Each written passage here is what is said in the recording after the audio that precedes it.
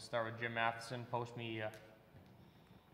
A couple of things, Dave. Now that the series is over, do you look at the Winnipeg Jets top 9 and they had a little more offensive punch than your team did? Well,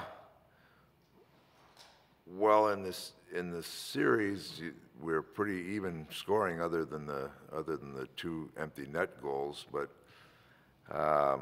I think if you look at the overall stats from the year, they have a little more depth in scoring than our top 9. Okay. And do you look at the playoffs now that they're over and see that Connor McDavid played 121 shifts and did not draw a penalty, and look at that and say, how can that be?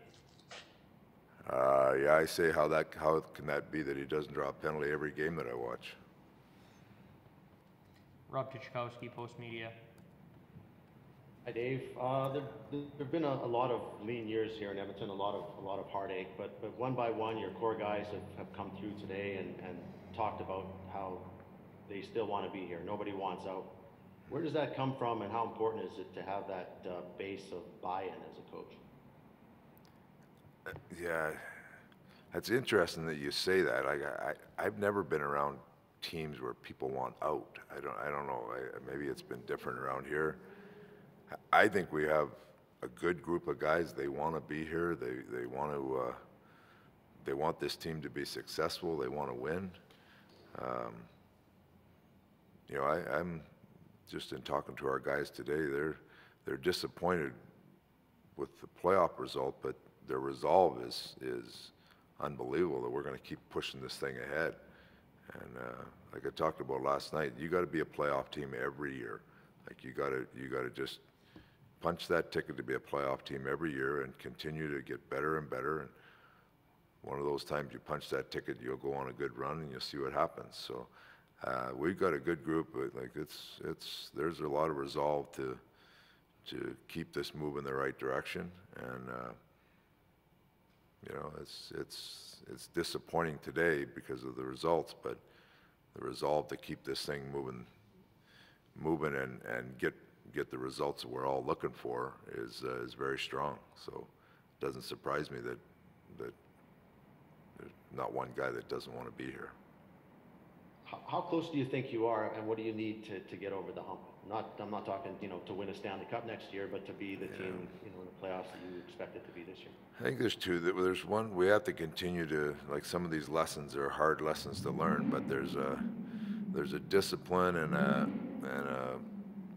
playoff factor that you can only get by being in the playoffs, you know. And there's, you know, I hate to use an example of it, but you know, Archie's penalty there is one that I guarantee you that's one that he'll get in a playoff series next time, and he won't be taking a penalty like that.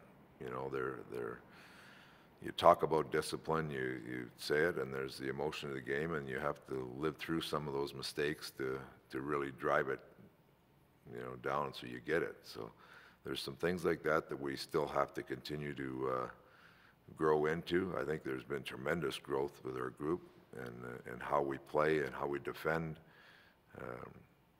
You know, there's some things this year that you look at, you know, we tied for the best road record in the league.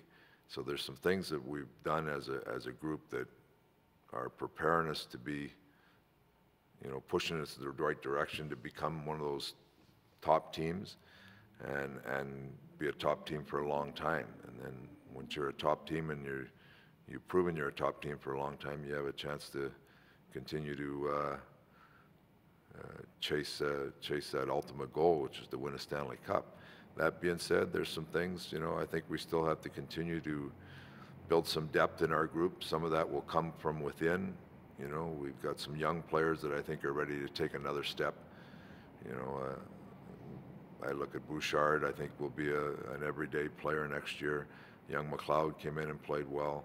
Even, you know, Puljujärvi and Yamamoto, both proven to be NHL players, but they can still take another step that will help us. So there's some continued growth in the depth of our group and continued growth in the maturity process of winning that needs to keep moving in the right direction. Daniel Nugent-Bowman, The Athletic. Good afternoon, Dave. I hope you take this the right way, and I mean this with all respect. We asked the players what kind of they can do differently, or what went wrong, that type of thing. And so I'm just wondering, from a coaching perspective, when you look back at the series, were there any things you wish you had done differently, whether tactically, how you approach things, anything like that? There's always little things that happen in a game.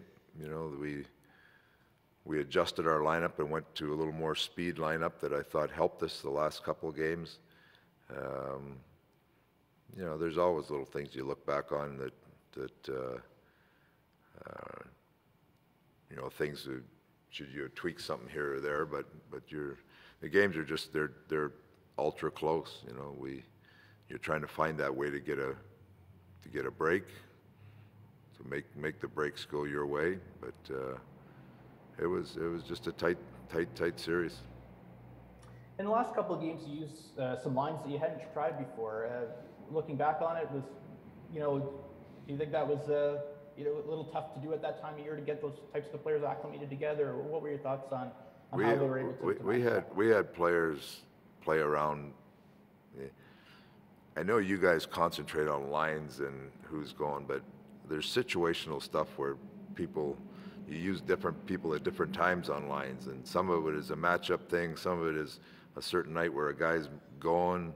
There's so many things that happen in a game that you know, are just little things, that tweaks that coaches make, that everybody gets all up in arms. Oh, why is he on this line? Why is he on this line? There's things that happen. It could be even a guy's getting his skate sharpened and he misses a shift, and somebody said, "Why are you changing that line?" So it's players play well. They practice together all the time. They know each other. Last night we got to a point where we were in a matchup situation, and I wanted certain players against certain matchups on the other team. You tweak your lineup. You try to maximize what you're doing with your lineup, and that's part of coaching. So the media and whoever, they get all wrapped up on who's playing on whose line and where it is, and it's a team game. It's how you're trying to win. Jim Matheson. Couple of things, Dave. Kulikov didn't play last night. Was he injured? Is that why Chris Russell was in, or were there any other injuries that, now that the playoffs are over, you were hiding? No, Kulikov wasn't hurt. We just put Chris Russell in last night. We had a few bumps and bruises, nothing that was keeping anybody out. I don't think they're doing medicals today. I don't think there's anything major throughout our group. Okay. You want a new contract? Your contract, I believe, has 1 year left. How do you look at yourself, your own situation? No, I'm not going to do anything. Ken and I talked about that. I'm at my age, Jim. I'm going to go year to year, and after each year, I'll evaluate where I am, and we'll see where it goes from there. But